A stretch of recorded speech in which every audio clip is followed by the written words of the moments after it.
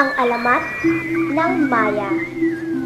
Noong unang panahon, may isang agilang nagngangalang Agilaya. Siya ay nakatira sa bundok ng Agod, kung saan naninirahan din ang mga kalahi niya. Si Agilaya ang pinakamasama sa lahat ng mga agila. Araw-araw niyang inaaway ang mga kasamahan niya, kaya lahat ay galit kay Agilaya. Isang araw, napaglaruan ni Agilaya si Hino, ang anak ng kanilang pinuno na si Panro. Kaya nagalit si Panro sa kanya. Binigyan ng parusa ni Panro si Agilaya.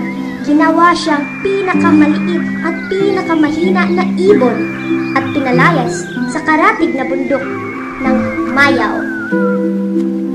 Nanatili si Agilaya sa bundok ng Mayaw at doon pinadami ang lahi niya. Minsan, may taong nakakita sa kanila at pinangalanan silang Maya bilang pagbigay-pugay sa bundok kung saan sila nakita, ang bundok ng Mayaw. At ito ang alamat ng Maya.